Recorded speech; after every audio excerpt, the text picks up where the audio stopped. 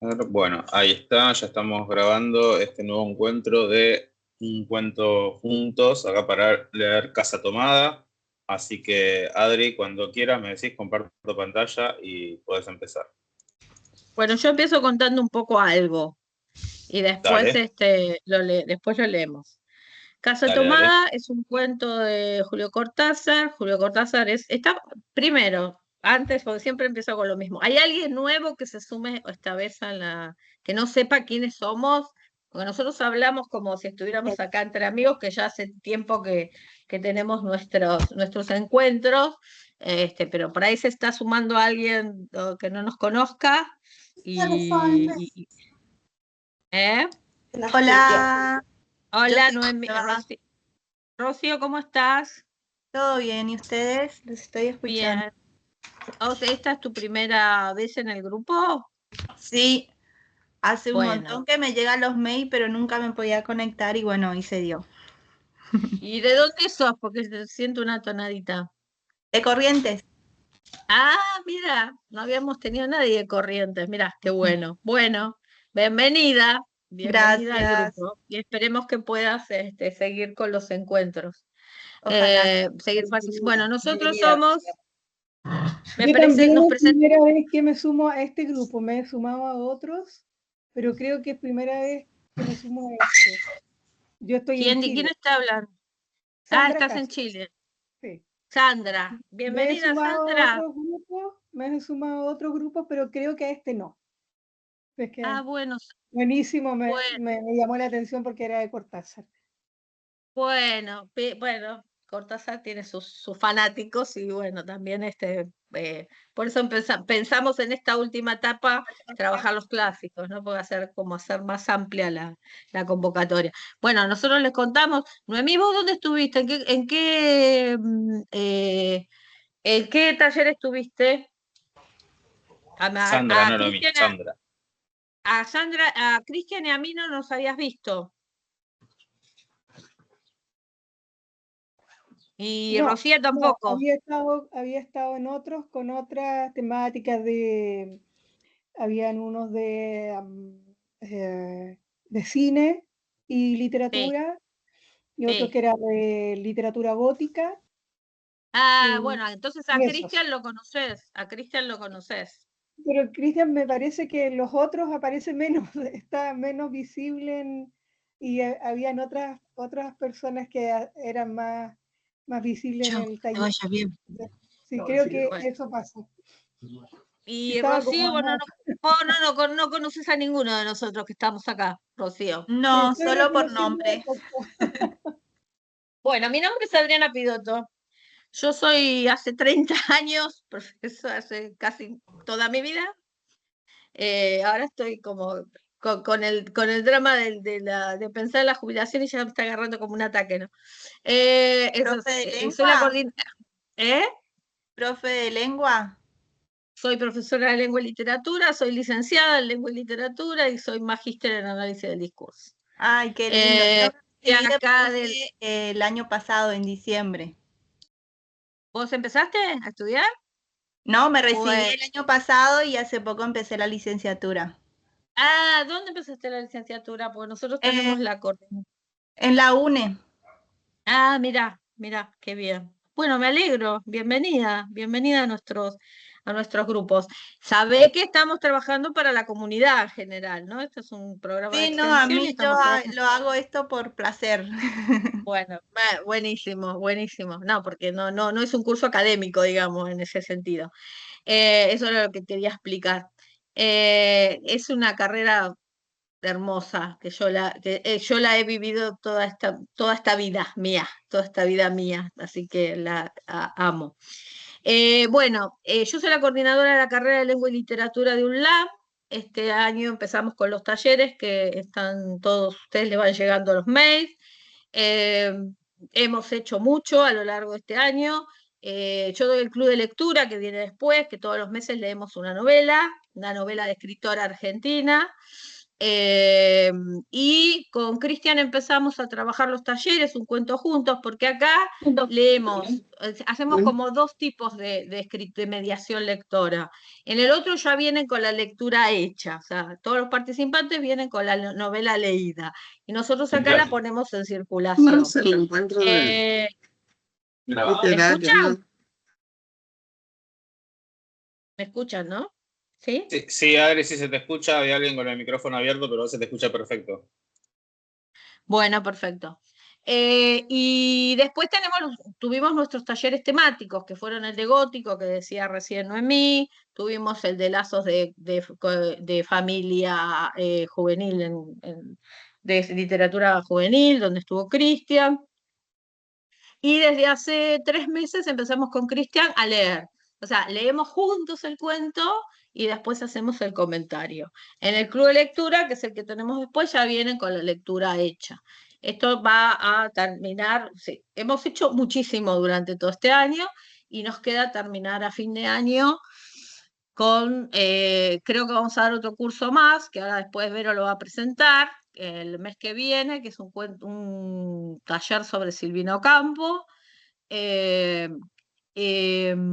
y con eso estaríamos cerrando, más 3 encuentros más del club de lectura y unos cuantos encuentros más del taller de lectura. Este mes elegimos Cortázar. Habíamos trabajado Borges el mes pasado y el mes que viene vamos a trabajar otro autor argentino que es Abelardo Castillo. Y con eso estaríamos cerrando el año. Acá leemos, vamos a leer y después comentamos. Tienen micrófono abierto como para expresar, vamos a hacer como disparadores. Y un poco lo que yo quería contar era que un poco para así ampliamos una cosa, una cuestión y nos comprendemos todos y todas en esta cuestión, que Cortázar es un escritor que nació en Bélgica, que después a los 4 años llega a la Argentina, que se radican en Banfield, sus padres eran un padre embajador. Una de las cosas que dice de Cortázar es que su padre los abandonó a los 6 años. Yo no, a mí mucho la cuestión biográfica no sé si es la que más me gusta el texto, pero hay algunas cuestiones que me parece que son importantes como para entrar en tema, y después vamos a hablar un poco de lo que es el género fantástico en Cortázar, que en Casa Tomás se ve como muy claramente. Era un niño muy lector desde los 9 años, se recibió de profesor de letras, primero de maestro normal, fue uno de los primeros maestros normales, y después fue un gran profesor de letras, igual empezó con la literatura, y después se recibió de traductor de inglés y de francés en un curso que duraba 3 años y él lo hizo en 9 meses, por eso hay algunas cuestiones ahí. Y en el año 47 escribe Casa Tomada. Hay una cuestión política también ahí. Casa Tomada lo escribió en el 47, lo publica en los anales que dirigía Jorge Luis Borges en ese momento, pero el libro aparece por primera vez publicado en Bestiario. Bestiario es un libro de Cortázar muy importante, yo amo absolutamente. El último libro del último cuento del libro se llama Bestiario, se los recomiendo leer todo porque Circe, Las puertas del cielo, Lejana, son cuentos maravillosos, ¿no? Casa Tomada es el primero. Y ahí en el 51 aparece Casa Tomada como el primer cuento. En el 51 se radica en París, se queda viviendo en París durante toda su vida, después ya muere en el 84. Cuando vino a la Argentina hay como muchas historias de que no se lo quiso ver, después hubo todos unos malos entendidos y unas confusiones acerca de la muerte. Pero revolucionó, a pesar de tener una postura política que era muy cercana a la izquierda, muy alejada del peronismo, eh, no solamente por su postura política, revoluciona la cuestión de la modernidad de la escritura, de la modernidad de su escritura. Es una escritura moderna en el sentido, conformaba junto con Mario Vargas Llosa, junto con Gabo García Márquez, lo que se llamó el Bull latinoamericano. Y sin embargo, su escritura era totalmente distinta a la de Gabriel García Márquez o la de Carlos Fuentes en ese momento. Así que, bueno, vamos a leer Casa Tomada, que ya les digo que se escribió en el 47, pero aparece en el 51. En su libro Clase de Literatura, que también lo recomiendo, que es un libro hermosísimo, donde él hace unas entrevistas, y en esas entrevistas él cuenta qué fue lo que de alguna manera lo llevó a escribir el género fantástico. Tuvo muchas críticas porque siendo él un escritor de izquierda, todos pensaban que tenía que escribir un género realista y él decía menos, y sin embargo él se plegó a las filas del surrealismo, a las filas del trabajo con la literatura fantástica, totalmente distinto a lo que hacían los escritores más comprometidos políticamente de la época. Entonces hay ahí como una fuerza creadora que va superando toda la cuestión ideológica y contextual. En Clases de Literatura, que es un libro hermoso, que también lo recomiendo porque él explica qué es lo fantástico ahí, él da como una especie de señal, da como señales, diciendo en algún punto que Casa Tomada surge como un sueño, es decir, él lo soñó, fue una erupción, y el cuento aparece a la mañana de ese sueño que él había tenido. Y sin embargo es uno de los cuentos más estudiados por la crítica y que ha tenido mayor cantidad de interpretaciones que luego de la lectura vamos a ir viendo. Bueno, ¿quedó claro más o menos hasta acá? ¿O seguimos? Vamos, ¿alguna pregunta? ¿Algo que me quieran preguntar? Así leemos y vamos a Casa Tomada.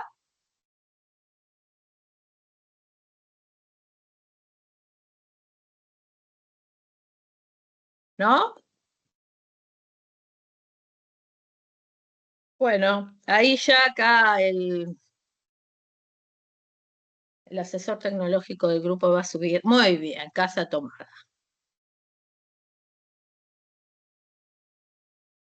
Casa Tomada. Si nosotros si yo tuviera una clase en este momento, lo primero que haría es ver y tener bestiario, que en este momento no lo encontraba, es ver todo lo que se llama hacer el ejercicio de prelectura, es decir, ver todos los elementos que acompañan al texto y hablar de lo que se llama los paratextos.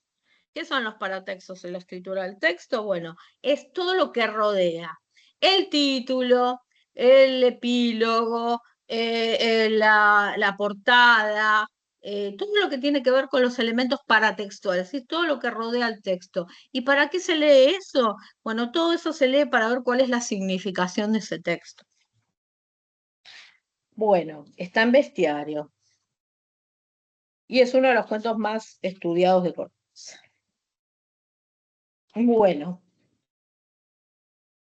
Nos gustaba la casa porque aparte de espaciosa y antigua, hoy que las casas antiguas sucumben a la más ventajosa liquidación de sus materiales, guardaba los recuerdos de nuestros bisabuelos, el abuelo paterno, nuestros padres y toda la infancia. Nos habituamos, Irene y yo, a persistir solos en ella, lo que era una locura, pues en esa casa podían vivir 8 personas sin estorbarse. Hacíamos la limpieza por la mañana, levantándonos a las 7, y a eso de las 11 yo le dejaba a Irene las últimas habitaciones por repasar y me iba a la cocina. Almorzábamos a mediodía, siempre puntuales, ya no quedaba nada por hacer fuera de unos pocos platos sucios. Nos resultaba grato almorzar pensando en la casa profunda y silenciosa y cómo nos bastábamos para mantenerla limpia. A veces llegamos a creer que era ella la que no nos dejó casarnos. Irene rechazó 2 pretendientes sin mayor motivo. A mí se me murió María Esther antes que llegáramos a comprometernos. Entramos en los 40 con la inexpresada idea de que el nuestro simple y silencioso matrimonio de hermanos era necesaria clausura de la genealogía sentada por los bisabuelos en nuestra casa. Nos moriríamos allí algún día. Vagos y esquivos primos se quedarían con la casa y la echarían al suelo para enriquecerse con el terreno y los ladrillos. O mejor, nosotros mismos la voltearíamos justicieramente antes de que fuese demasiado tarde. Irene era una chica nacida para no molestar a nadie. Aparte de su actividad matinal, se pasaba el resto del día tejiendo en el sofá de su dormitorio. No sé por qué tejía tanto. Yo creo que las mujeres tejen cuando han encontrado en esa labor el gran pretexto para no hacer nada. Irene no era así. Tejía cosas siempre necesarias. Tricotas para el invierno, medias para mí, mañanitas y chalecos para ella. A veces tejía un tal chaleco y después lo destejía en un momento porque algo no le agradaba. Era gracioso ver en la canastilla el montón de lana encrespada, resistiéndose a perder su forma de algunas horas. Los sábados iba yo al centro a comprarle lana. Irene tenía fe en mi gusto, se complacía con los colores y nunca tuve que devolver madejas. Yo aprovechaba esas salidas para dar una vuelta por las librerías y preguntar vanamente si había novedades en literatura francesa. Desde 1939 no llegaba nada valioso a la Argentina. Pero es de la casa la que me interesa hablar, de la casa y de Irene, porque yo no tengo importancia. Me pregunto qué hubiera hecho Irene sin el tejido. Uno puede releer un libro, pero cuando un pullover está terminado, no se puede repetirlo sin escándalo. Un día encontré el cajón de abajo de la cómoda de alcanfor llena de pañoletas blancas, verdes, lilas. Estaban con naftalina, apiladas como en una mercería. No tuve valor de preguntarle a Irene qué pensaba hacer con ellas. No necesitábamos ganarnos la vida. Todos los meses llegaba la plata de los campos y el dinero aumentaba. Pero a Irene solamente la entretenía el tejido. Mostraba una destreza maravillosa y a mí se me iban las horas viéndole las manos como erizos plateados, agujas yendo y viniendo, una y dos canastillas en el suelo, donde se agitaban constantemente los ovillos. Era hermoso. ¿Cómo no acordarme de la distribución de la casa? El comedor, una sala con gobelinos, la biblioteca y 3 dormitorios grandes quedaban en la parte más retirada, la que mira hacia Rodríguez Peña. Solamente un pasillo con su maciza puerta de roble aislaba esa parte del ala delantera donde había un baño, la cocina, nuestros dormitorios y el living central, al cual comunicaban los dormitorios y el pasillo. Se entraba a la casa por un zaguán con mayólica y la puerta cancel daba al living. De manera que uno entraba por el zaguán, abría la cancel y pasaba al living. Tenía a los lados las puertas de nuestros dormitorios y al frente el pasillo que conducía a la parte más retirada. Avanzando por el pasillo se franqueaba la puerta de roble y más allá empezaba el otro lado de la casa. O bien se podía girar a la izquierda juntamente antes de la puerta y seguir por un pasillo más estrecho que llevaba a la cocina y al baño. Cuando la puerta estaba abierta, advertía uno que la casa era muy grande, sino daba la impresión de un departamento de los que se edifican ahora, apenas para no moverse. Irene y yo vivíamos siempre en esta parte de la casa, casi nunca íbamos más allá de la puerta de roble, salvo para hacer la limpieza, pues es increíble cómo se junta a tierra los muebles. Buenos Aires será una ciudad limpia, pero eso lo debe a sus habitantes y no a otra cosa. Hay demasiada tierra en el aire, apenas sopla una ráfaga, se palpa el polvo en los mármoles de las consolas y entre los rombos de las carpetas de macramé. Da trabajo sacarlo bien con plumero. Vuela y se suspende en el aire. Un momento después se deposita de nuevo en los muebles y en los pianos. Lo recordaré siempre con claridad, porque fue siempre y sin circunstancias inútiles. Irene estaba tejiendo en su dormitorio. Era las 8 de la noche y de repente se me ocurrió poner el fuego a la pavita del mate. Fui por el pasillo hasta enfrentar la entornada puerta de roble y daba la vuelta al codo que llevaba a la cocina cuando escuché algo en el comedor o la biblioteca. El sonido venía impreciso y sordo, como un volcarse de silla sobre la alfombra o un ahogado susurro de conversación. También lo oí. Al mismo tiempo, un segundo después, en el fondo del pasillo que traía desde aquellas piezas hasta la puerta. Me tiré contra la puerta antes de que fuera demasiado tarde. La cerré de golpe, apoyando el cuerpo, y felizmente la llave estaba puesta de nuestro lado. Y además corrí el gran cerrojo para más seguridad. Fui a la cocina, calenté la pavita y cuando estuve de vuelta con la bandeja del mate le dije a Irene, tuve que cerrar la puerta del pasillo. Han tomado la parte del fondo. Dejó caer el tejido y me miró con sus graves ojos cansados. ¿Estás seguro? Asentí. Entonces, dijo, recogiendo las agujas, tendremos que vivir en este lado. Yo cebaba el mar con mucho cuidado, pero ella tardó un rato en reanudar su labor. Me acuerdo que tejía un chaleco gris y a mí me gustaba ese chaleco. Los primeros días nos pareció penoso porque ambos habíamos dejado en la parte tomada muchas cosas que queríamos. Mis libros de literatura francesa, por ejemplo, estaban todos en la biblioteca.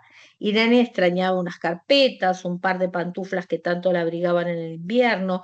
Yo sentía mi pipa de enebro y creo que Irene pensó en una botella de esperidina de muchos años. Con frecuencia, pero esto solamente sucedió los primeros días, cerrábamos algún cajón de las cómodas y nos mirábamos con tristeza. No está aquí. Y era una cosa más de todo lo que habíamos perdido del otro lado de la casa. Pero también tuvimos ventajas. La limpieza se simplificó tanto que aún levantándose tardísimo, a las 9:30, por ejemplo, no daban las 11 y ya estábamos de brazos cruzados. Irene se acostumbró a ir conmigo a la cocina y ayudarme a preparar el almuerzo. Lo pensamos bien y se decidió esto. Mientras yo preparaba el almuerzo, Irene cocinaría platos para comer fríos de noche. Nos alegramos porque siempre resulta molesto tener que abandonar los dormitorios del atardecer y ponerse a cocinar. Ahora nos bastaba con la mesa en el dormitorio, dormitorio de Irene y las fuentes de comida fiambre. Irene estaba contenta porque le quedaba más tiempo para tejer.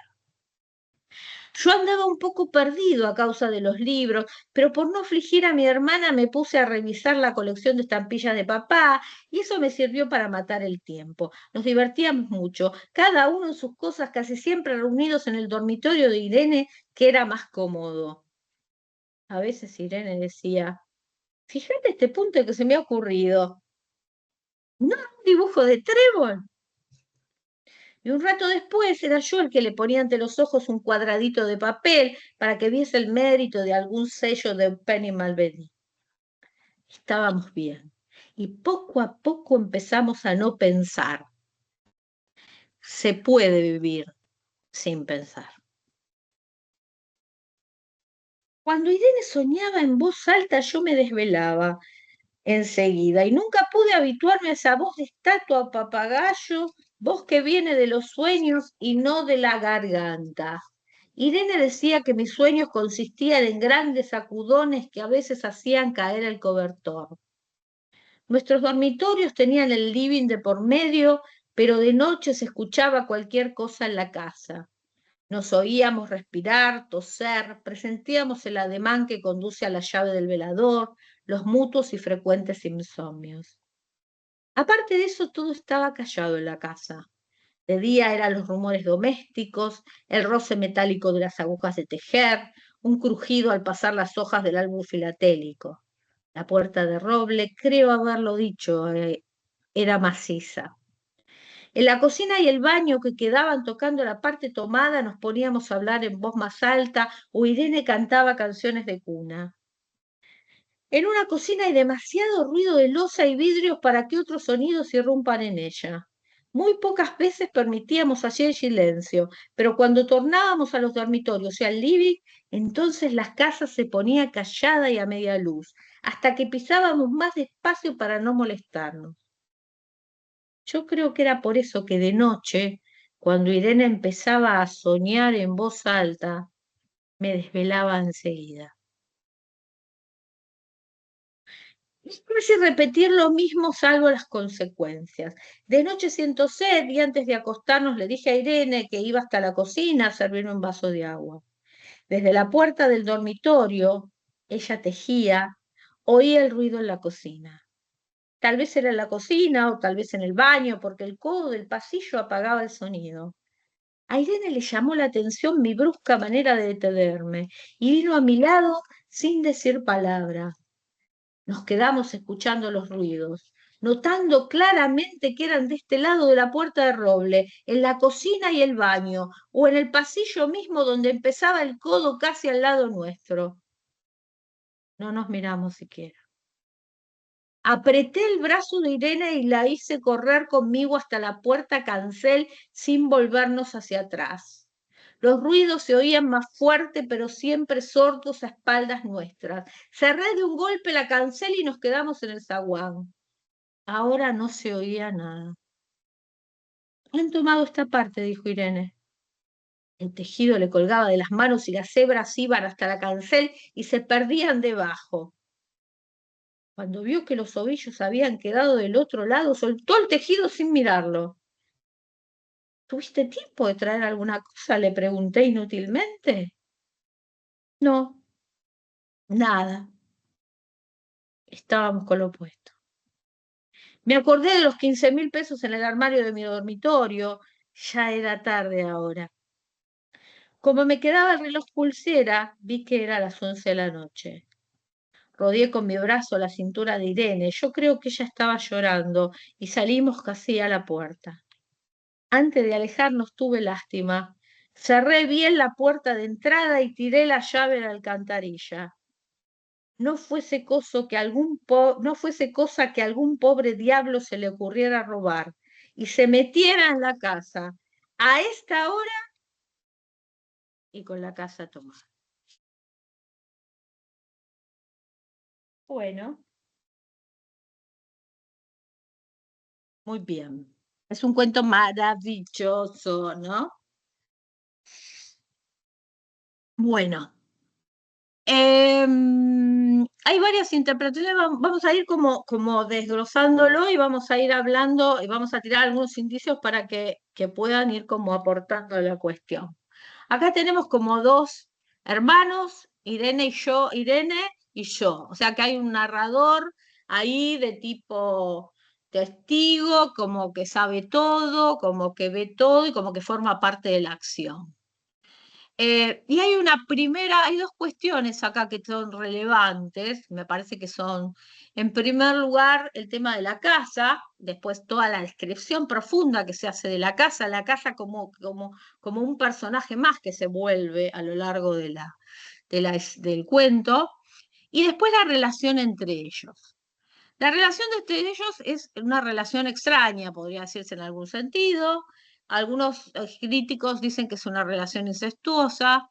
Algunos otros críticos hablan de la genealogía de los personajes, quiénes son los cuadros que están mirándolos desde la pared, la genealogía de los abuelos.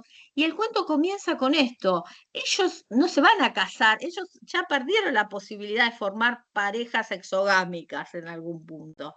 Es decir, Irene rechazó 2 pretendientes, el hermano no quiere casar, se le murió María Luisa y después no buscó a María Esther y no buscó nunca nada más.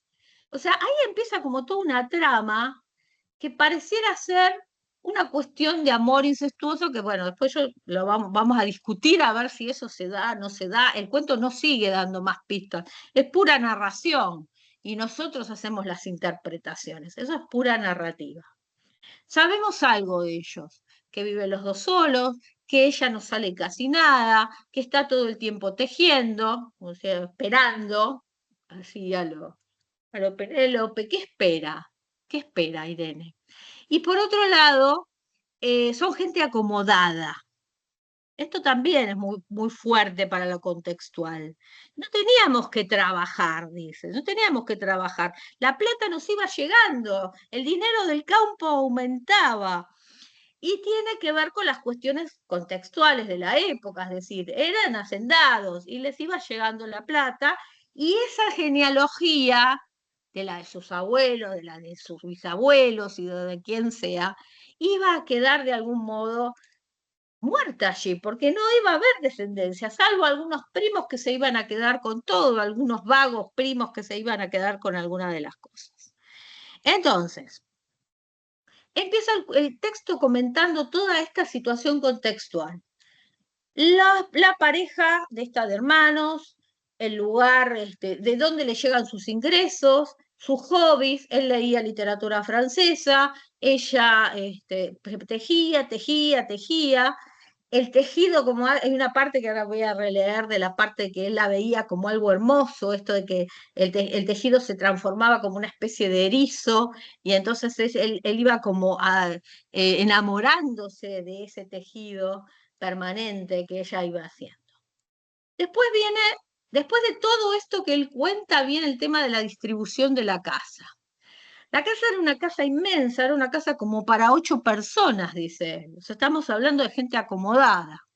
Y la casa tiene 2 partes que están separadas por una puerta de roble, que es una puerta maciza, que es una puerta que separa como si fueran 2 casas, digamos, en algún sentido. En el único momento que ellos pasan a la otra casa es para limpiar. Y eso lo hacen en un rápido tiempo. Y acontece algo que Todorov, que es un crítico que trabaja el tema de lo fantástico, llamaría el elemento vacilante, o el elemento impredecible, o el elemento que viene a modificar el statu quo. El statu quo es cuando en alguna manera en la narración hay como un punto donde todo está de la misma manera, hasta que algo ocurre, porque tiene que ocurrir algo para que sea una narración, aparece el elemento modificador del statu quo, que acá es un elemento fantástico. Y acá es un golpe, digamos, un golpe que está del otro lado de la puerta, del otro lado de la puerta de roble. Ahora, y eso nos vamos a preguntar para ver las características de lo fantástico, como diría Todorov. ¿Ellos se asustan frente a ese golpe que escuchan? ¿Ellos lo naturalizan, ese golpe que ellos escuchan? ¿Ellos sienten que hay algo distinto? ¿Ellos van a observar, llaman a la policía, hacen algo para ir a ver qué pasa del otro lado de la casa? No, no hacen nada. Cierran la puerta, se quedan de este lado y empiezan a vivir con las pérdidas que tienen del otro lado, de este lado de la casa. Es decir, se van quedando acá en lo innombrable, dice Romina muy bien. Todorov le dice lo vacilante. Cada teórico le da un nombre distinto a esta aparición de algo que no tiene explicación. El fantástico aparecen elementos que no tienen una explicación lógica ni racional. Porque después hay otros cuentos de Poe, ahora vamos a explicar un poquito, que sí después hay como en algunos otros cuentos donde sí aparece la idea de que hay una explicación lógica, hay un loco, hay alguien que está mal de la cabeza, digamos, pero acá no pasa eso. Hay un golpe y ellos moviéndose para el otro lado de la casa. En ese lado de la casa donde ellos se mueven, hay un momento que a mí me interesa mucho de tener en cuenta, y ahora vamos a charlar, que es el momento donde ellos se escuchan en la noche, cuando ellos ya quedan de estas cosas. Cuando Irene soñaba en voz alta, yo me desvelaba enseguida. Nunca podré habituarme a esa voz de estatua papagayo, voz que viene de los sueños y no de la garganta. Hay algo como de onírico ahí, ¿no? Se escuchaba, no dormían, se escuchaban casi hasta el mínimo ruido, digamos así. Irene decía que mis sueños consistían en grandes sacudones que a veces hacían caer el cobertor. Nuestros dormitorios tenían el living de por medio, pero de noche se escuchaba cualquier cosa en la casa. Nos oíamos respirar, dice el texto, toser. Presentíamos el ademán que conduce a la llave del velador, los mutuos y frecuentes insomnios. Es una escena de una intimidad no erótica, pero sí muy íntima, donde cada uno de estos personajes siente al otro como parte de sí, digamos. Me impresiona mucho a mí esta parte que parece accesoria en el trabajo textual y sin embargo es una parte muy, muy íntima de la conexión de estos dos personajes. Bueno, hasta que aparece el segundo episodio, que es el segundo golpe, eh, y ellos se van. O sea, él la toma no llegan a tomar las cosas, él la toma de la cintura, sí, la parte narrativa diría sería, abren la puerta, salen, porque ya tienen la casa tomada, digamos, en algún punto, nadie averigua por qué, dejan los 15.000 pesos que tienen en un cajón, y él tira la llave, el cuento termina él tirando la llave de la alcantarilla. No vaya a ser que alguien vaya a meterse, algún ladrón quiera lograr algo a esta hora, son las 11 de la noche, él tiene su reloj, a esta hora y con la casa tomada. O sea, que dan como cuenta de que la casa está tomada en todo su esplendor, en toda su extensión, por algo innombrable, diría Romina, lo vacilante, lo impredecible, lo que no tiene resolución, que es parte de esto que podríamos llamar el género fantástico dentro de la cuentística de Cortázar y que lo intenta explicar en su clase de literatura, que después vamos a hablar un poquito de eso. Pero bueno, ya hablé como mucho. Preguntas. Interaccionemos. Ahora, ¿ustedes qué les pasó? ¿Qué les pareció? ¿Lo habían leído? Ahora vamos a explicar por qué lo de lo fantástico, cuáles son las características del personaje de lo fantástico. ¿Charlamos un rato o interaccionamos un rato con esto? ¿O no? Especialmente ¿O para sigo? Adri, Mm, una cosita nada más, simplemente para quienes estén participando por primera vez de esta dinámica. sí. Pueden tocar la manito para levantar la manito ahí en el Teams y así nos vamos organizando para la participación. Yo solamente quería decir una cosita,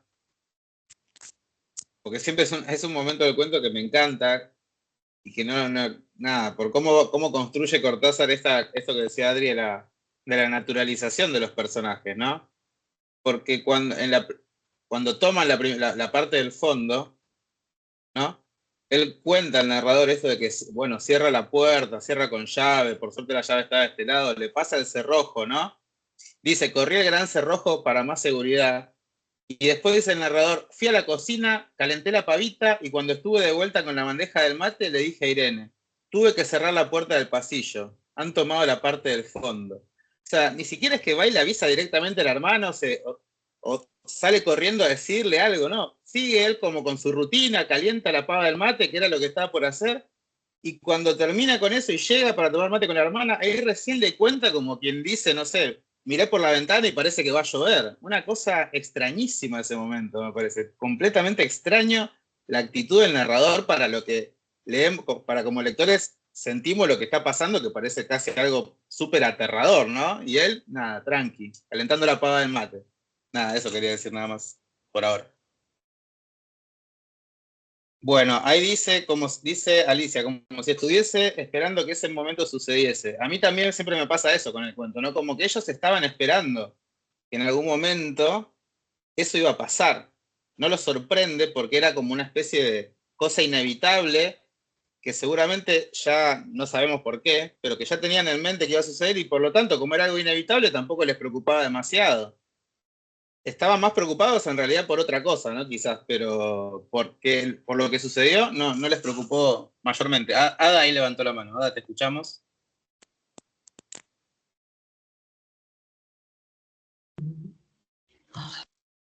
Está muteada.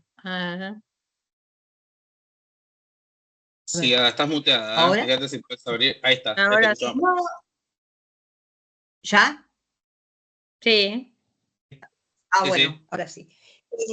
A mí me dio la impresión de que ellos estaban esperando ese momento. Era como que cuando empieza la narración, el narrador reconoce que esa era una casa desproporcionada para el espacio que había para ellos dos. pero no querían, como que no querían tomar la decisión de irse, de dejarla. Y entonces como que todo ese tema de los ruidos, de que había la parte de la casa que estaba ocupada, bueno, etcétera, lo aceptaron incluso, porque en ningún momento, no sé, se desesperan. Era como que además como que la casa les hizo a ellos un favor y ellos tuvieron que dejarla. Ellos aceptan eso, algo que no podían por todas esas razones que expone dejar la casa termina por echarlos, digamos, y ellos lo aceptan. Pero bueno, no, es una interpretación mía. No, no, está muy bien, porque la interpretación política, la tesis Sebrelli, la interpretación psicológica, la interpretación, hay varias interpretaciones en el cuento, varias. A ver, Romy. Gracias, Ada. Sí, a mí me parece que, bueno, lo perturbador, digamos, como que proviene no tanto de los elementos estos sonidos que en realidad no están, esta entidad o lo que sea no está definida, pero sí la conducta de los hermanos es como lo más perturbador de la historia, que esta falta como de reacción normal o habitual que podría tener cualquier persona, y continúa una rutina que resulta hasta absurda en algún punto. Y bueno, y que todo esto sucede en el interior de la casa, no es algo que viene de afuera, sino que esto que va tomando la casa viene del interior de la casa, justamente un lugar donde ellos se sienten protegidos, y habitualmente todo el mundo nos sentimos protegidos en nuestra casa. Bueno, muchas gracias, Romy. ¿Rosa? Hola, ¿se me escucha? Sí, se te escucha, Rosa. ¿Cómo estás? Hola, ¿todo bien? Adriana, ¿todo bien? Bueno. Sí, creo que Ada tiene razón, ¿no? Pero me voy a lo político. Dijiste que se escribió en 1947, ¿no? Y el primer gobierno de Perón en 1943. Yo supongo que esa llegada de Perón a la política, supongo que esa clase adinerada a la que pertenece estos hermanos, todo ese ascenso, ¿no?, social, gracias a Perón, era como que lo ven venir. Si lo estamos trabajando, ¿no?, sobre la política.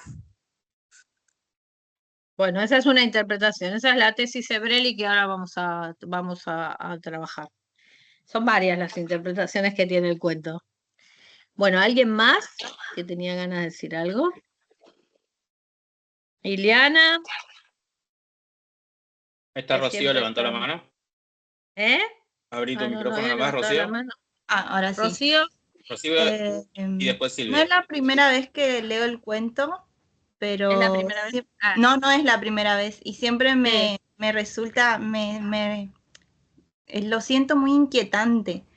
Y no solo que lo esperan, sino que no luchan. Sí. O sea, no ofrecen ninguna oposición, no se oponen, no nada. Lo aceptan y ya. Yo creo que eso tiene que ver con la posición social que ellos tienen. Como yo ya tengo toda la vida resuelta, ¿por qué me voy a complicar la vida? Yo creo que va por ese lado, también podría ser una interpretación. Bueno, muy bien. Podemos tomarla como una interpretación. Ahí quería agregar está a lo Silvia. que dice Alicia después también. No, quería agregar a lo que decía Rocío, porque también es lo que, en función de lo que venían diciendo, está esta cuestión de esta aristocracia completamente como inútil, ¿no? Como gente que está ahí viviendo de rentas y que ya no tiene que hacer nada, no tiene cosas, son como actividades, las que llevan adelante son actividades simplemente para matar el aburrimiento de alguna manera. No son, vamos a decirlo así, no son actividades de ningún tipo productivas en el amplio sentido del término.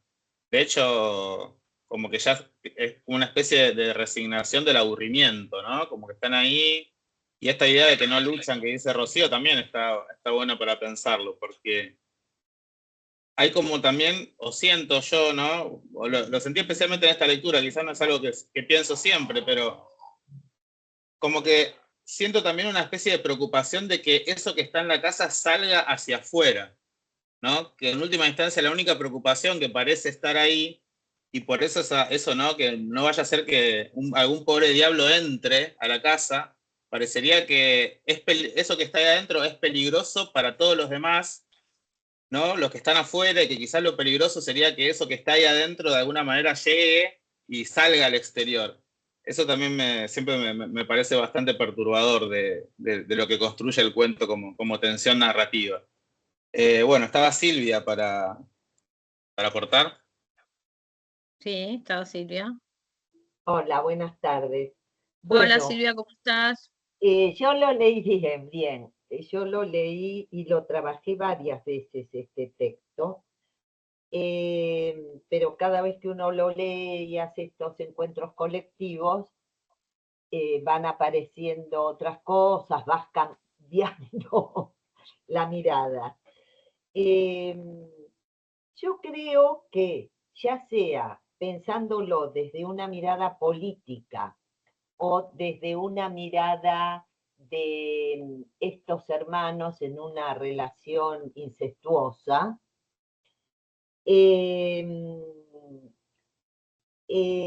está esta cuestión de salir de esa situación, ¿sí? De alguna manera. Esa casa, como vos bien dijiste, Adriana, es un personaje más, pero esa casa son los bisabuelos, son la mirada de los bisabuelos, de los padres, de los abuelos. O sea que es una mirada también con censuras, ¿no? Con límites. Totalmente censurada, totalmente. Entonces, dice, era ella la que no nos dejó casarnos. ¿Es la casa? ¿Es la mirada de sus ancestros, de sus padres, abuelos, bisabuelos, en fin? Vaya a saber qué historias familiares hubo ahí, ¿no? De amores, encuentros, desencuentros, no se sabe. Bien. Incluso dice, con la inexpresada idea de que el nuestro simple y silencioso matrimonio de hermanos. Usar la palabra matrimonio de hermanos también a mí me hace ruido, pero yo creo que hay varias miradas. Creo que Cortázar, como los escritores, eligen las palabras, ¿no? Y nosotros como lectoras nos va movilizando, nos resultan cosas extrañas. O sea que también está esto de lo extraño en ciertas palabras que usa para hablar de estos hermanos. Ese tejido, como dijeron, esa espera, ¿no? Recordando a Penélope que regrese Ulises, que era su amor, ¿sí? Tuvieron que esperar que se muriera. ¿Qué onda? Porque acababan nosotros mi cosa y doblan acá, no entiendo. ¿Otra vez? Se quieren pasar por encima, le señalá el cosita. Romina Harman, tenés el micrófono abierto. Ahora voy a ver si lo puedo cerrar yo. Ahí lo cerró. Seguí, Silvia, nomás. Sí, bueno, otra cosa que me llama la atención es los espacios que usa, que es este afuera y este adentro, pero dentro de la casa también hay dos espacios o dos dimensiones, que está separada por esa puerta de roble que siempre usa, digamos, Cortázar, esta separación para entrar a esa otra dimensión fantástica, ¿no? Ya sea en La Puerta Condenada, o también en otro cuento que no habla en sí de puerta, pero dice la contigüidad, y ya se entra en ese mundo En el mundo otro. Y otro detalle es que dentro de la misma casa, como si fueran las muñecas chinas, también hay una afuera, ¿no? Hay una afuera y hay una adentro dividido en dos. Y después está la casa, sobre el final, que lo separa de la afuera, que es la calle. Entonces, uno va metiéndose por esos espacios. Otra cosa interesante es, bueno, la puerta cancel. Cancel yo lo asocio a algo cancelado, algo que se terminó. La llave, todas esas son elementos que da idea de entrar o de salir. Y el ovillo, ese ovillo que atraviesa esa puerta cancel, que fue la primera que cerraron, y que quizás tiene que ver con ellos, con esta hermandad, ¿no? Este cordón que los une a través del vínculo de la hermandad. Y en otro momento dice, pero también tuvimos ventajas, cuando dice, bueno, ya no tenemos que ir a esa parte de la casa, tenemos ventajas. ¿Qué ventajas? La ventaja de poder salir y formar una pareja, porque él la toma de la cintura a la hermana. Un poco raro. Por lo menos esa imagen, porque hay mucha ambigüedad en este texto.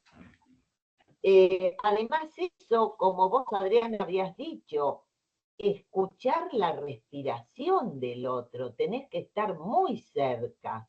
Y lo de la perilla de luz y que se cae el cobertor, o sea que nos pone a dos aguas, nos pone en esa parte de la casa que no conocemos, que está cerrada y que hay algo raro, y en esta otra parte de la casa que sí conocemos cuáles son sus ambientes y cómo ellos se vinculan. Entonces me parece que son esas dos dimensiones, esa otra cosa que está atrás, que pueden ser esas voces de la censura, y el aquí donde están ellos, y deciden irse. No sé por qué. Y después este detalle final, como el remate, que a mí me parece de mucho humor, ¿no? Cuando dice, no vaya a hacer cosa que se meta alguien en la casa a esa hora y con la casa tomada. Eso me parece, yo me sonreí ahí cuando lo leí, esa forma de poner el punto final. Bueno, esa es mi apreciación. Gracias. No, gracias a vos, Silvia, siempre tan acertada con sus apreciaciones. Alicia. Sí, lo mío es sencillito porque en realidad lo leí por arriba. Eran 4 hojas nada más, ¿no es cierto?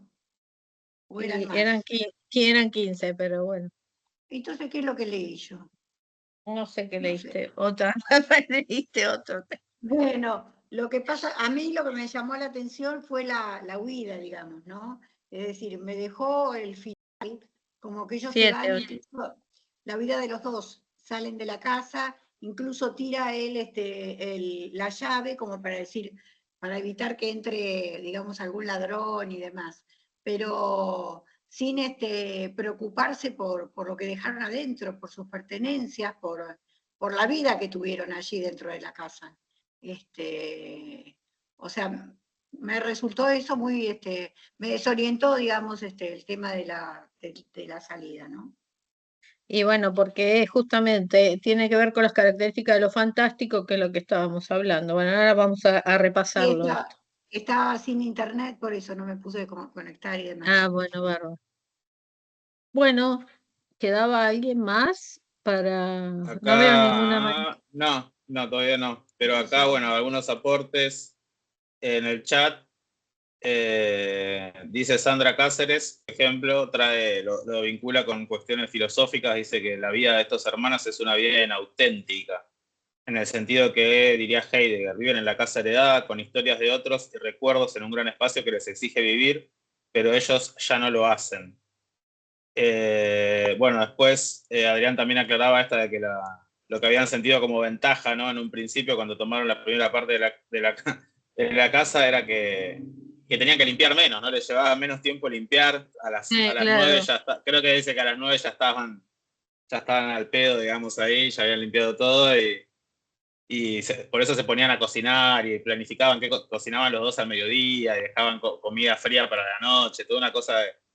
a mí me sorprende mucho esa insistencia en lo rutinario, ¿no? Es lo rutinario, y cómo esa irrupción, lo que ellos tratan de hacer es de alguna manera resistir esa rutina, ¿no? Que esa rutina no se rompa, adaptarla a la nueva situación, pero seguir, no importa lo que sucedió.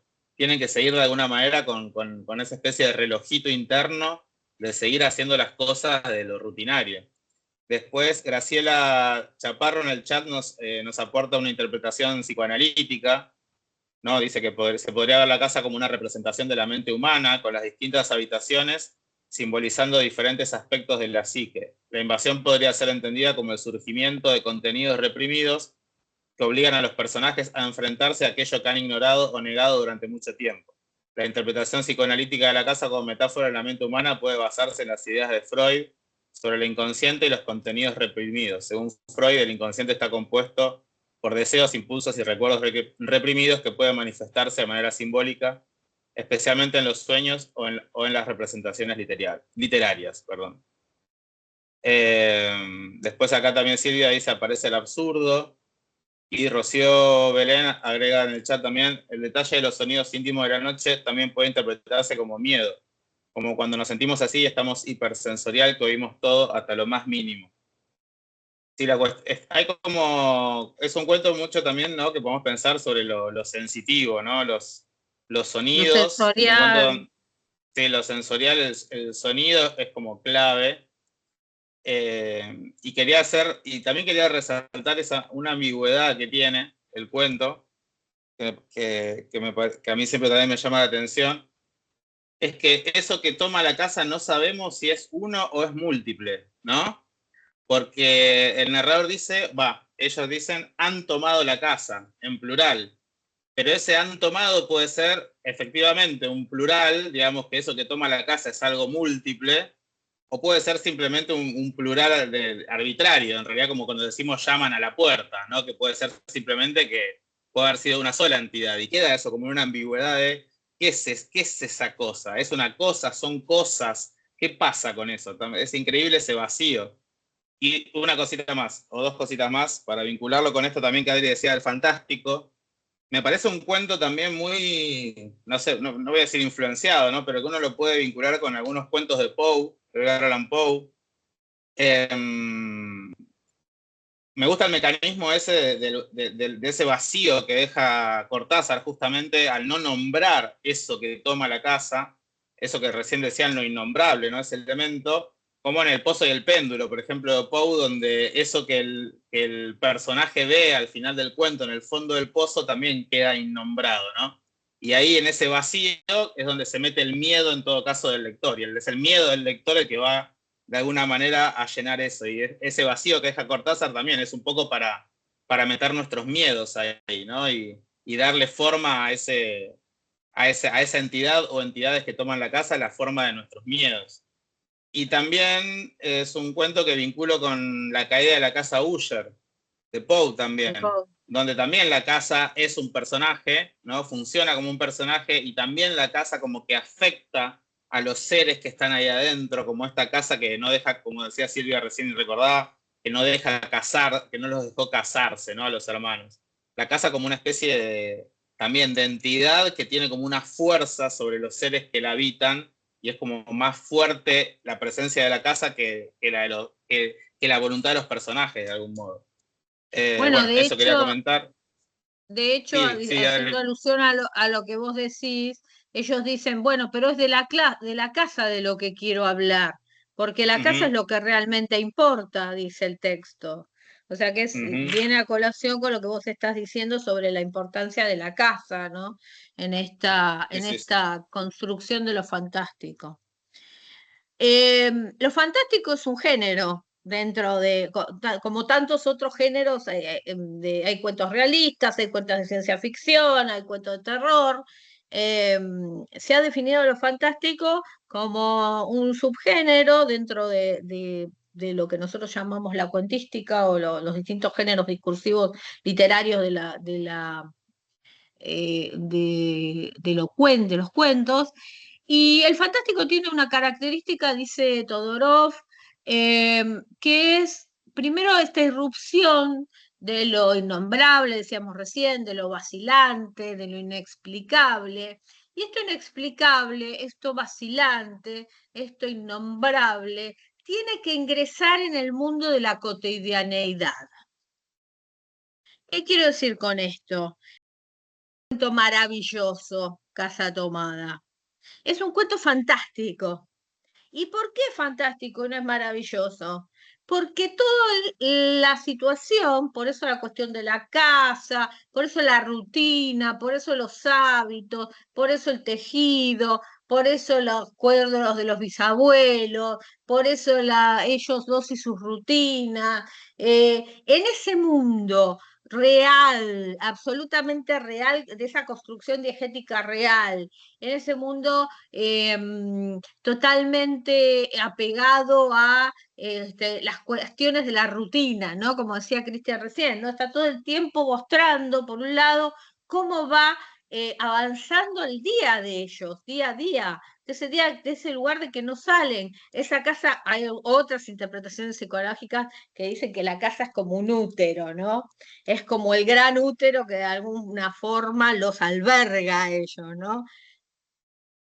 Es una interpretación, una de las tantas miles de interpretaciones que tiene este cuento. Ellos quedan como sumergidos en el mundo de la casa, es como si fueran los únicos sobrevivientes de toda esa familia, y la casa es ese mundo, esa matriz donde ellos quedan en algún momento refugiados, y del cual no se atreven a salir.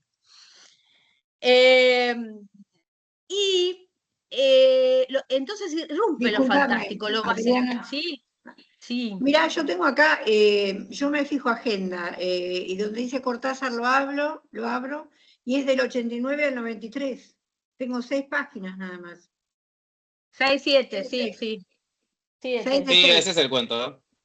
¿Ese es el cuento? Como ella dijo 15 páginas. Sí.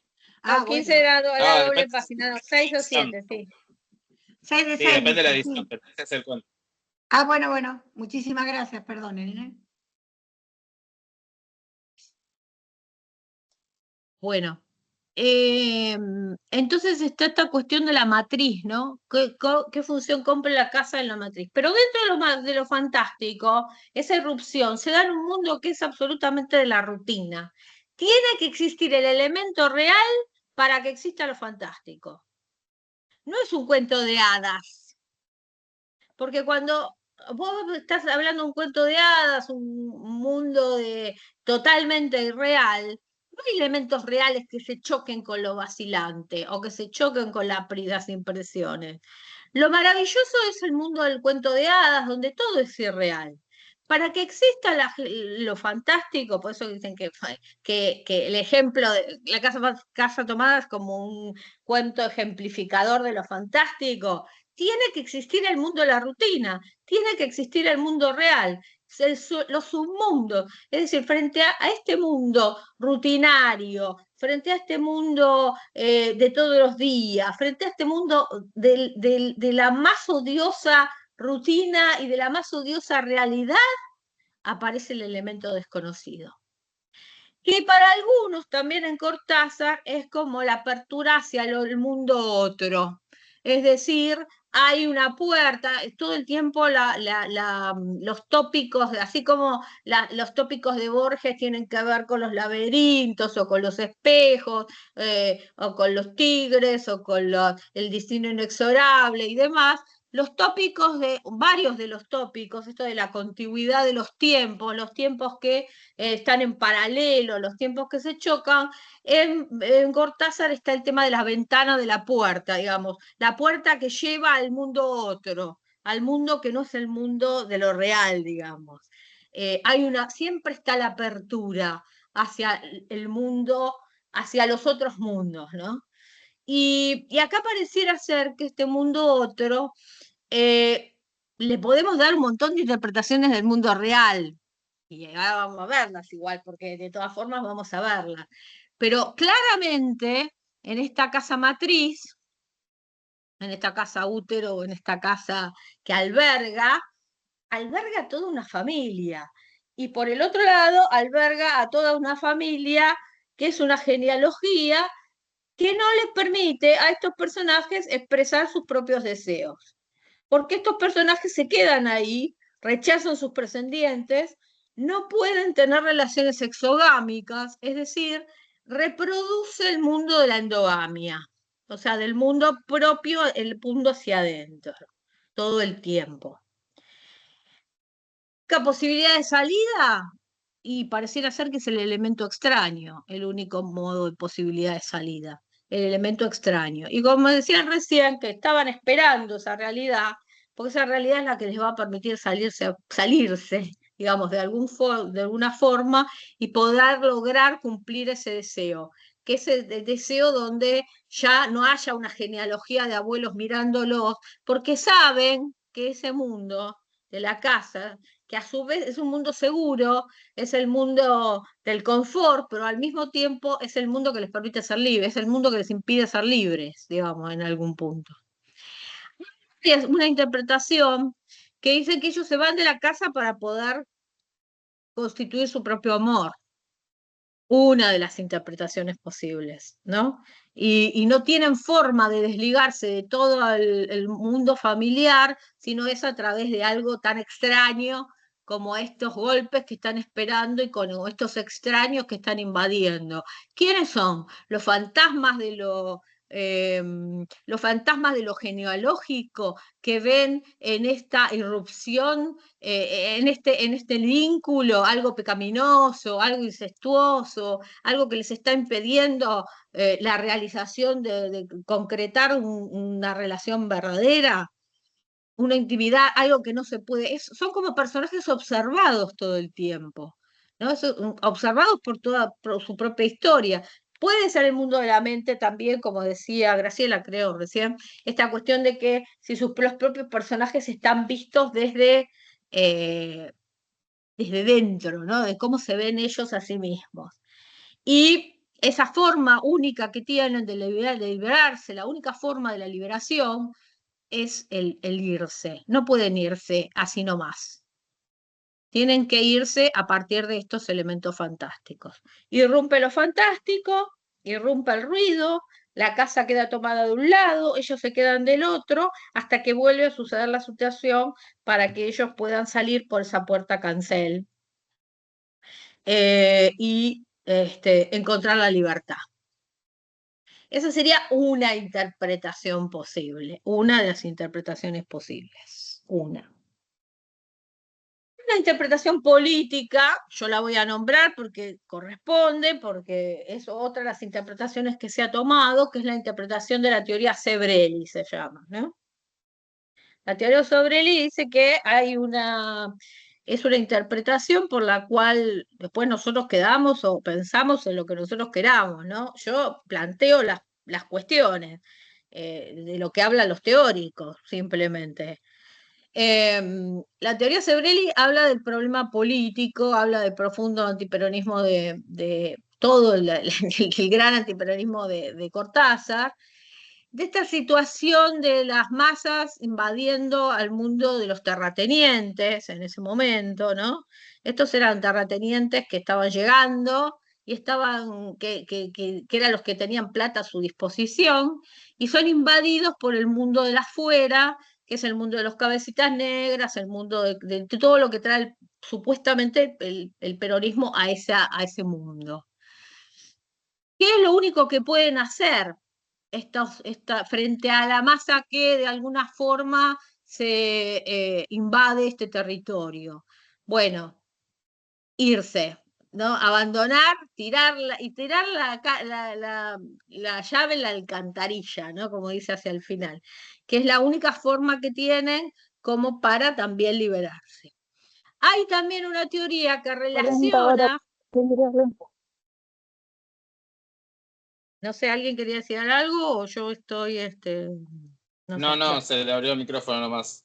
Seguí. Bueno, no, hay una teoría que relaciona a la cuestión esta de Mar del Plata y de Punta del Este. Los ricos anteriores al peronismo veraneaban en Mar del Plata. Si uno piensa en los Ocampos, si uno piensa en la gran casa que tiene las Ocampo, los Bioy y todos los demás en Mar del Plata en ese momento, a partir de la llegada de los sindicatos y la llegada de los gremios y la llegada de los años 50 a Mar del Plata, toda la gente de la alta sociedad deja de veranear en Mar del Plata.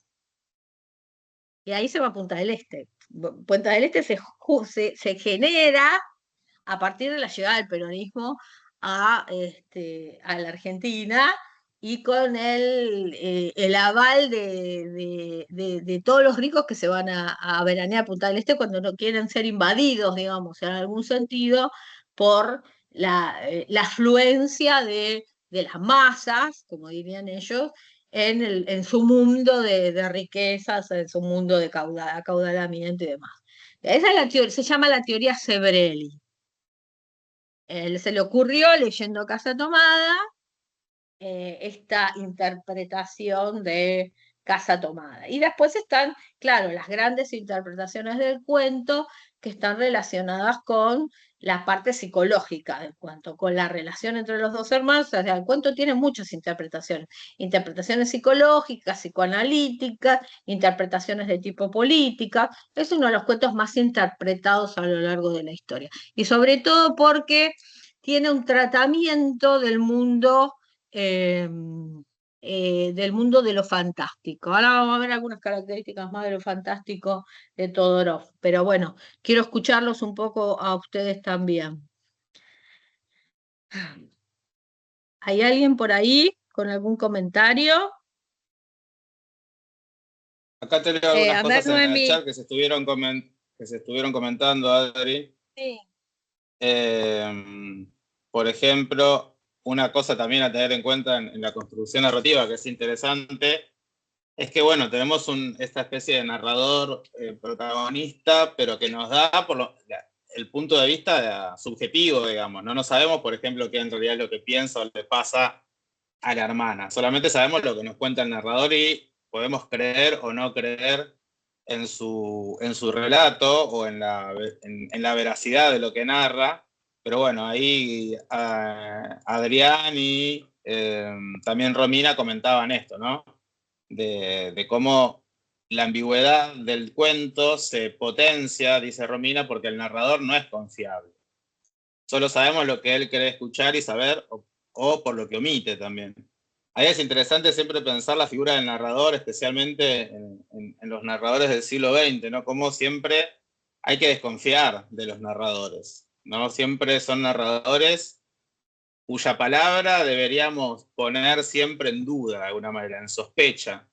A mí siempre me gusta decir que donde hay un narrador hay una trampa, ¿no? Por lo menos en literatura.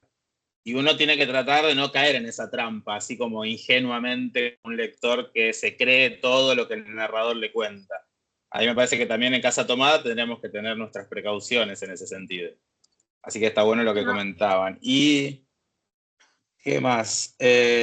Bueno, Adrián también insistía y volvía sobre esta última imagen, muy, muy insinuante, muy, no sé si decir reveladora, pero sí muy insinuante del hermano tomándole la cintura, ¿no? En el final, como decía Adri, como que tiene como esa falta de erotismo que hay de algún modo cuando están dentro de la casa. Cuando salen fuera de la casa, emerge de alguna manera ese componente erótico, ese componente libidinal en esa mano que rodea la cintura, ¿no? De la mujer. Así que hay algo muy, muy, muy significativo en ese gesto también. Y hablando de la parte de salida, y Adri decía también esto para un detalle ínfimo, ¿no? Pero esta interpretación de la casa como un útero, del cual son expulsados, bueno, ese tejido que queda ahí, ¿no? Que queda hacia adentro sería el cordón umbilical, ¿no? Que une todavía a estos dos como las que personajes. tengo, ¿viste? Ahí, Romy, se te está abriendo el ¿Acá habrá? micrófono a vuelta, ¿eh? Romy, a ver si ahí ya lo silencié. Bueno, eso quería comentar, esta idea de que, bueno, ahí también ese tejido también puede representar ese cordón umbilical que es la última unión con ese útero del cual son expulsados los hermanos en el final. El eslabón. No sabemos después qué va a pasar con estos hermanos, o sea, dónde van, qué hacen, qué construyen, digamos, en algún punto. A mí me sigue pareciendo muy erótica la escena, porque a veces el erotismo diluido es más fuerte que una escena sexual explícita. Que del sueño y de las perturbaciones nocturnas, ¿no?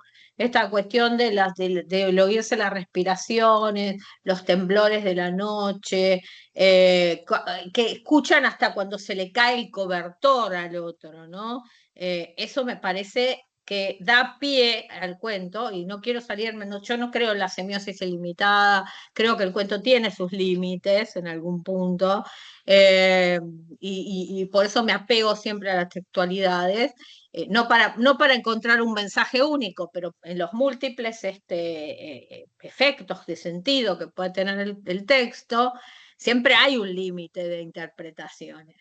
Pero a mí me da la impresión de que hay un mundo, el mundo secreto de esa relación, eh, y esa escena me parece paradigmática, porque me parece que permite ver o mostrarnos esa intimidad que no puede llegar a resolverse desde lo fáctico, desde los hechos, y que se resuelve, o desde lo que piensa el hermano, no sabemos qué le pasa a ella, es lo que él piensa sobre ella, ¿no? En esta cuestión de qué es lo que está pensando, que se escuchan las respiraciones, que se escuchan los temblores, qué pasa desde lo nocturno. Es como si hubiera un momento durante el día y un momento durante la noche, ¿no? La noche como si fuera la eclosión del deseo en algún punto. Y durante el día ella teje, van con algo así como Puig en Boquitas Pintadas, ¿no? Donde todo el día juega la legalidad y en la noche fluye el deseo, digamos, para decirlo de alguna manera. Eso me encanta, digo, en la construcción discursiva. Y otra cosita que quería decir de lo fantástico es la cuestión del tiempo. En la construcción narrativa, el tiempo, dice, les recomiendo las clases de literatura de Cortázar que están que son las entrevistas que le hicieron en Beckerle, en varias entrevistas sobre por qué escribe el fantástico y cómo escribe el fantástico. Hay algo que me parece que es significativo en toda la construcción narrativa, y es el tiempo. Acá tenemos algunos pocos indicios de la temporalidad. Y el único indicio que tenemos es desde el 39 no llegaban libros franceses a la Argentina. Y después no tenemos ningún signo más de dónde está pasando. Los cuentos fantásticos tienen un mundo de la temporalidad que son propios de lo fantástico. Algunos no, algunos lo quiebran, qué sé yo, ahora que estamos tanto hablando del neogótico y de las escritoras que trabajan en el neogótico, y Samantha Schweblin y Mariana Enríquez, que Cortázar es como el padre, digamos, de todo de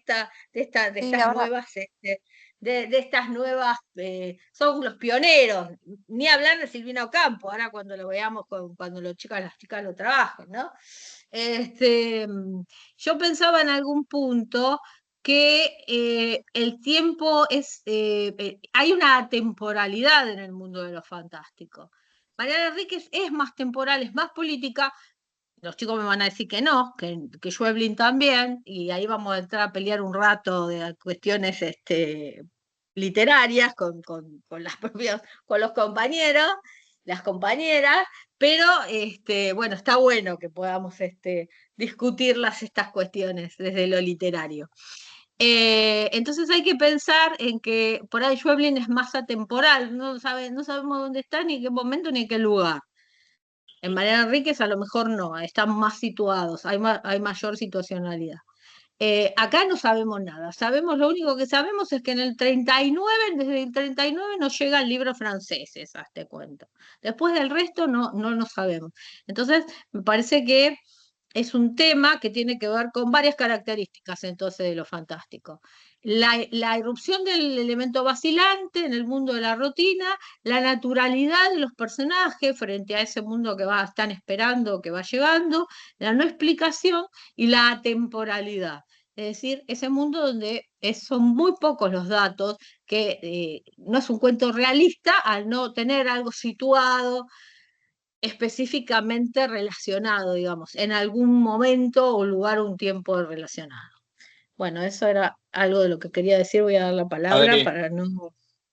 Sí, Adri, bueno, están ahí Silvia, Alicia y Vero también. sí, vamos. Quería decir algo, simplemente agregar a esto de la situacionalidad, pero digamos, agregar algo más respecto a la casa, que esto lo trabajamos cuando hicimos el taller del gótico, que es la casa gótica, digamos, para pensar un poco esta casa de Casa Tomada como una casa gótica, decíamos en ese taller que siempre la casa gótica es una casa que tiene historia, ¿no? Una casa nueva, una casa a estrenar no puede ser una casa del gótico, ¿no? De la literatura gótica. Y esta casa tiene esa característica, no viene de los bisabuelos que la habitaron, y viene con toda una historia que de alguna manera podríamos pensar que también es toda esa historia de la casa la que está de alguna manera afectando a los personajes. Así que bueno, simplemente quería mencionar eso porque está bueno pensarlo también a Cortázar trabajando con el gótico, ¿no?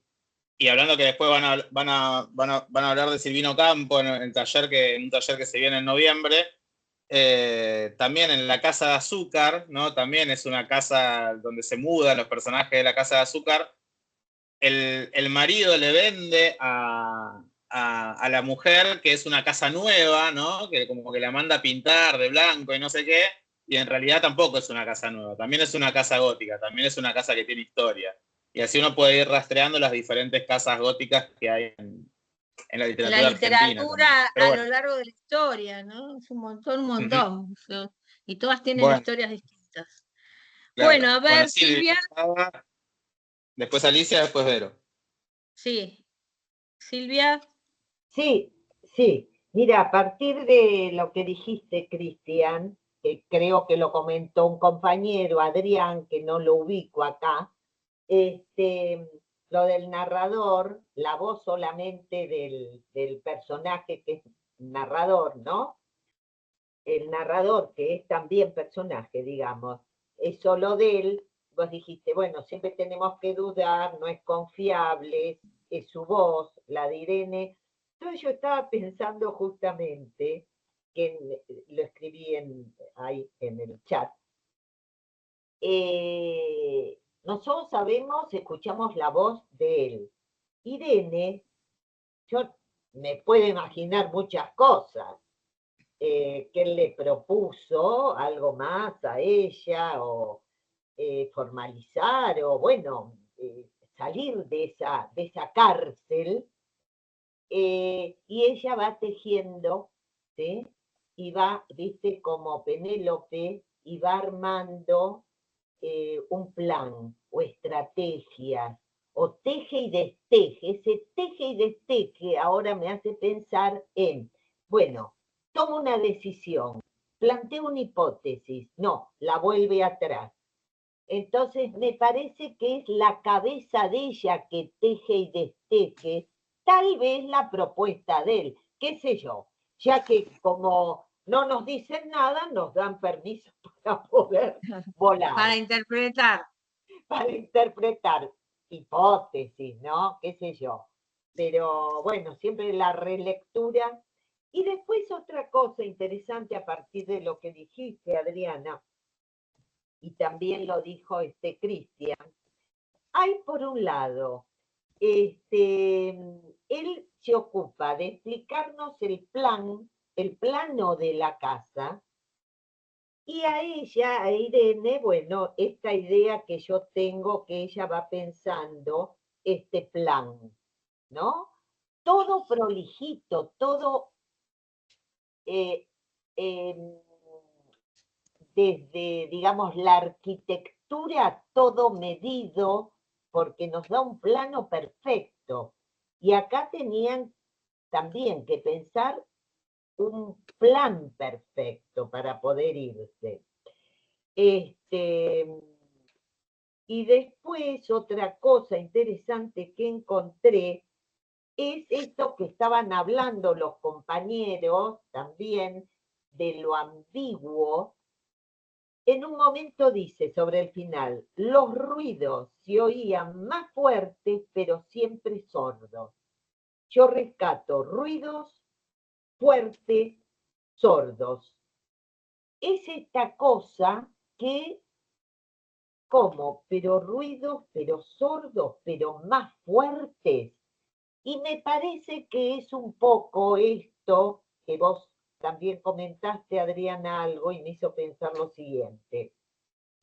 Estos dos planos, estas dos dimensiones, de eso que no conocemos, y le podemos dar infinidades de argumentos, infinidades de argumentos.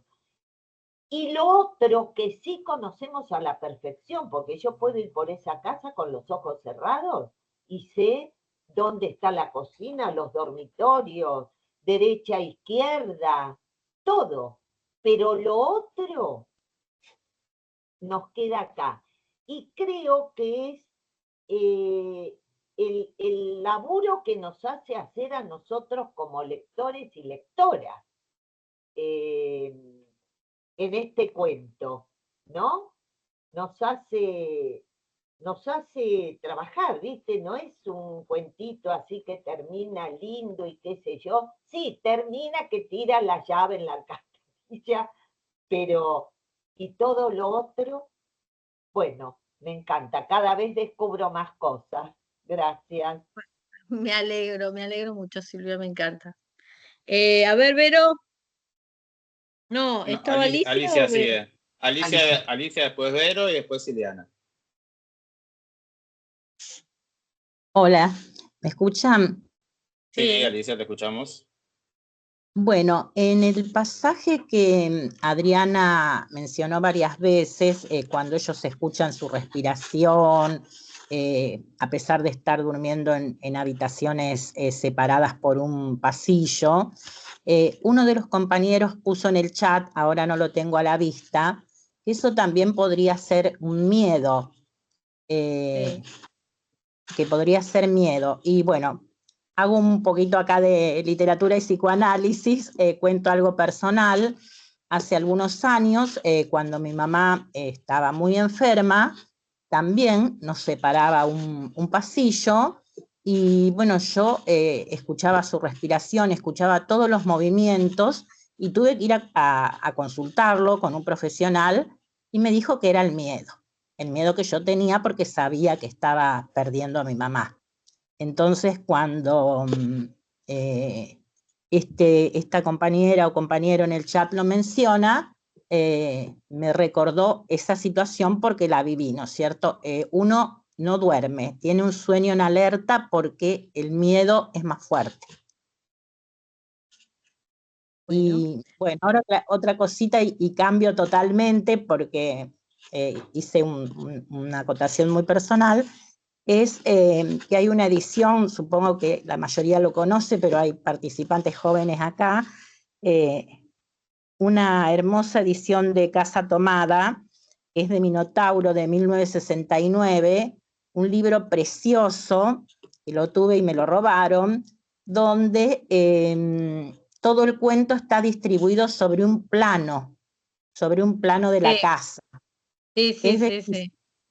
Si alguien lo conoce o lo puede comprar o lo ve en alguna librería de usados o de viejos, bueno, no sé, no se van a arrepentir, porque realmente ver el cuento escrito sobre el plano de la casa y cómo el cuento se va desplazando, lo estoy diciendo un poco de memoria porque hace muchos años que me lo robaron, realmente es precioso. Es un libro como para tenerlo y guardarlo y cuidarlo muchísimo. Gracias. Mis alumnos, no, gracias a vos, Alicia. Mis alumnos cuando lo damos traían el plano de la casa que está en internet dando vueltas, el plano de la casa, y entonces armábamos el cuento a partir de lo que decía Alicia sobre el plano, ¿no? Para ver cada lugar de la casa donde estaban y cómo se va produciendo la irrupción de lo fantástico en cada lugar de la casa. O sea, es una forma de graficar, de dar la imagen a ese mundo ficcional de la literatura, ¿no? que transitaba la casa tomada. Bueno, muchas gracias, Alicia. Vero. ¿Vero? Sí. Hola, ¿se escucha? Sí, sí, sí. Ah, bueno.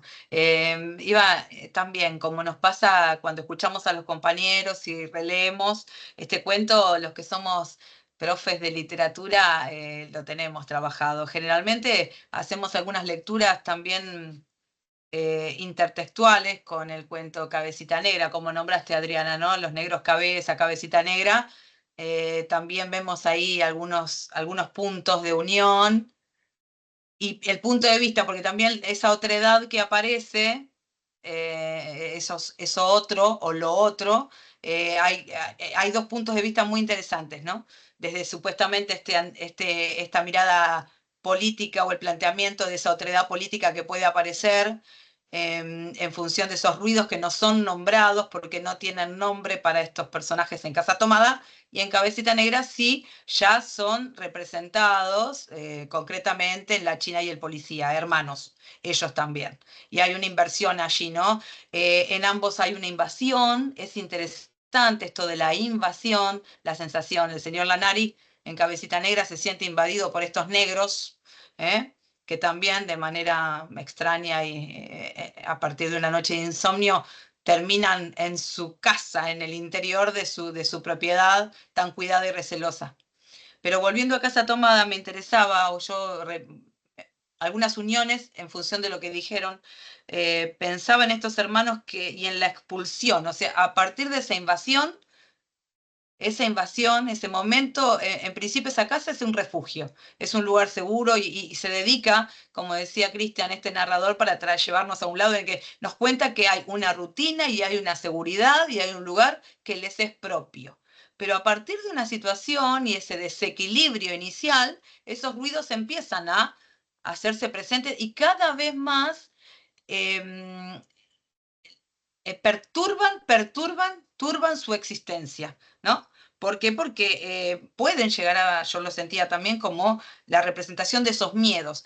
Yo siento que si pensamos en la cuestión psicológica y decíamos, ¿por qué nombra al matrimonio de hermanos? Hay una historia en esa casa y una mirada de lo que serían los ancestros, lo que no permiten que suceda entre ellos dos, esto incestuoso, lo que está por pasar. Entonces, la expulsión termina siendo una liberación. Siento, esto es una sensación. Sí, sí, sí, sí. A partir de que, claro, esta sensación de que, bueno, evidentemente hay momentos también en la superficie textual cuando él le dice, han tomado la casa, o sea, los ruidos ya, ellos dos estaban sabiendo que esas miradas o lo que fuere, que viene de la sentencia histórica de la familia sobre lo que está pasando entre ellos dos, con esas descripciones eróticas de la noche, lo que ellos sienten y ya no lo pueden ocultar.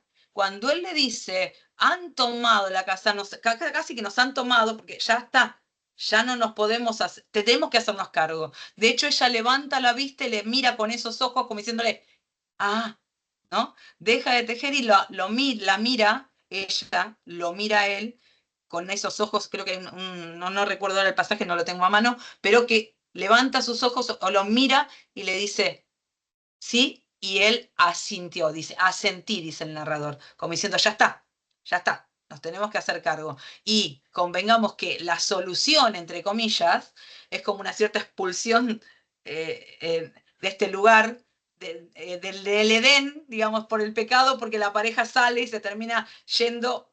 Podemos presuponer, también son suposiciones, porque el género lo plantea así también, que es una liberación, a vivir esa vida por fuera, no en ese territorio, en esa casa tan histórica y tan de familia, allí no podían vivir. Y coincido con Adrián en esto de la mano en la cintura, también sutilmente indica, ¿no?, que la mano en la cintura es una pareja, ya no es un hermano, no se trata de la hermandad, se trata de una cuestión ahí que se siente. Y lo último, y con respecto al género, también Adriana ya lo contó, esta cuestión de que irrumpe, sobre todo en Cortázar, irrumpe ese episodio, hecho, situación, lo innombrable o lo que molesta, ¿no?, el elemento que provoca o que va a provocar esa vacilación, irrumpe en la escena de lo cotidiano.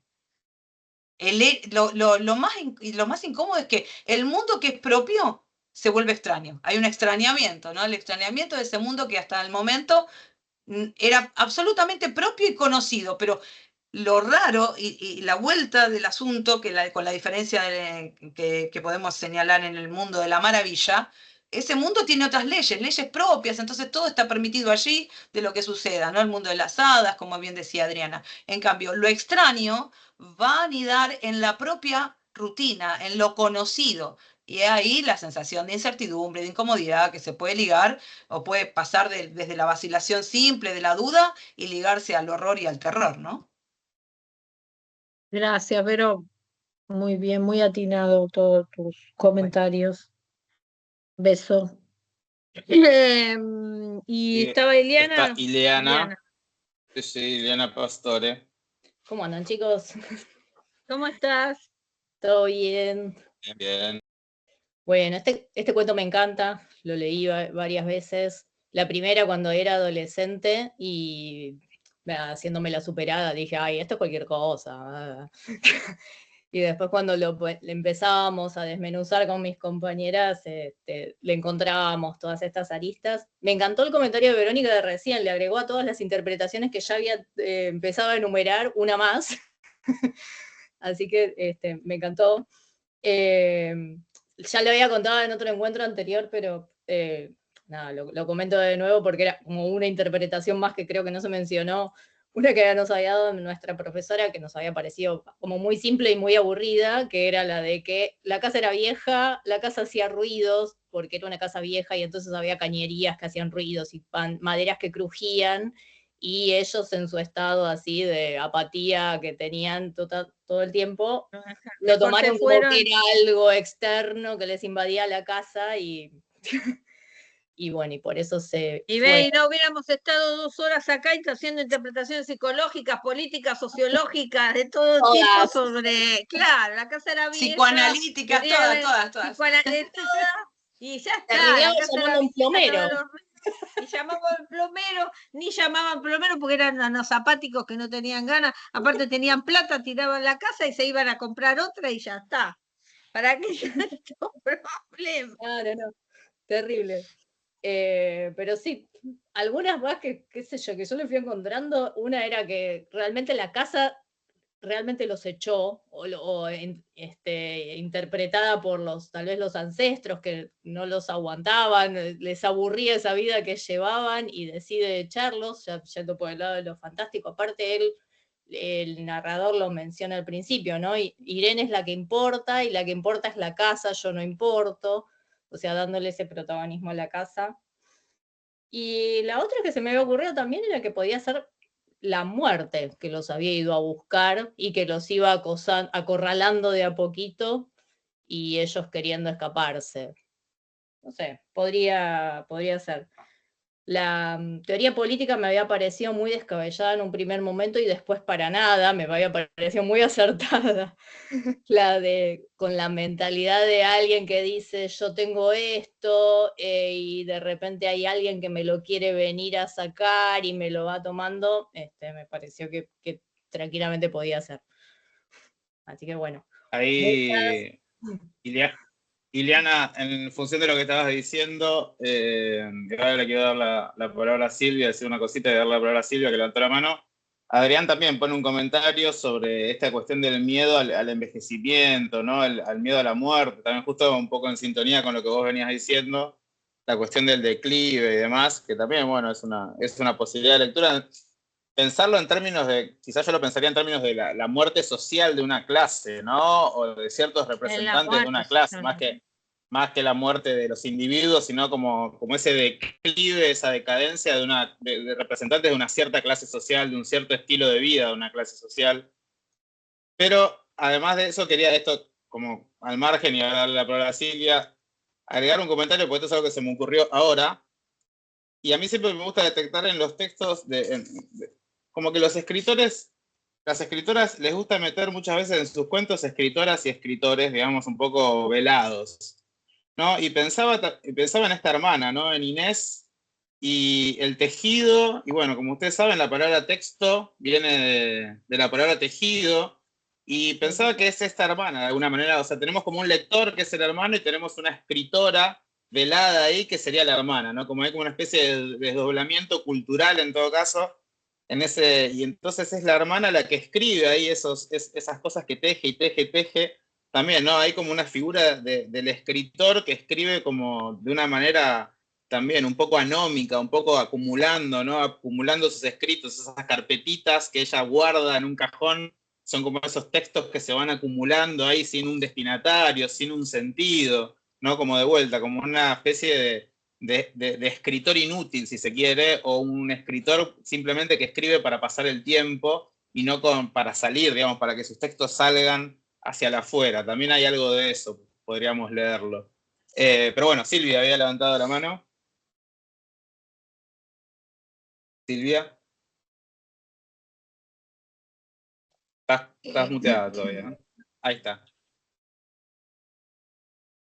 Un detalle que me llamó la atención con respecto a igual a todo lo que dijeron, cuando desteje y dice que las hebras de la lana mantienen todavía esa forma enroscada, como que no quieren dejar la forma que tenían, como resistiéndose, dice, a la forma que tenían.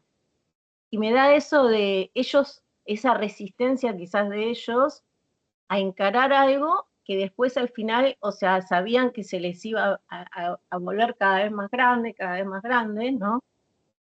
Pero que los miedos no los dejaban asumir una forma nueva. Y que algo se dispara en ese momento y les permite tomar una nueva forma, de esa manera, así como impulsiva, ya es como, bueno, esto tiene que explotar de alguna manera.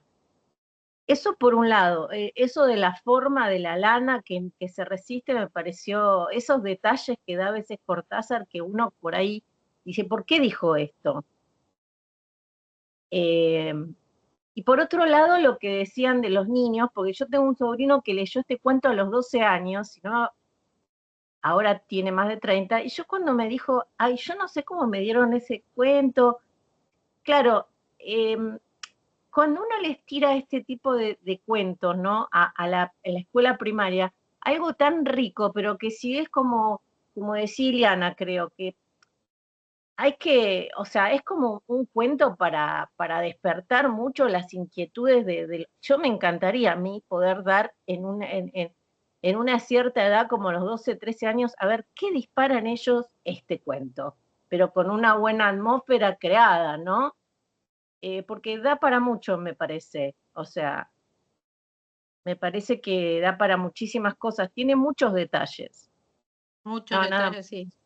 El tema de la lana es un tema, y es un poco también un poco lo que decía Cristian, que me llamó la atención también, la cuestión de que ella escribe, la escritura es el tejido, y es la que escribe la trama también, ¿no?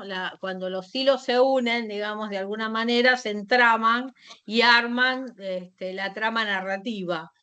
Y quizás es la hermana la que escribe la trama, y él es que la está contando desde una afuera. Eso podríamos pensarlo también, ahora se me está ocurriendo, pero hay como una fascinación primero como que las mujeres hacen esto porque no tienen nada que hacer y para justificar que no tienen nada que hacer. Siempre sale como el aspecto machista ahí en ese aspecto de los personajes masculinos de Cortázar. Hay muchas más anécdotas de Cortázar y sus lectores hembras y sus lectores machos, los lectores machos de Rayuela, que después se tuvo que retractar de eso, y bueno, todas esas cuestiones, queda para cuando leamos otras cosas de Cortázar.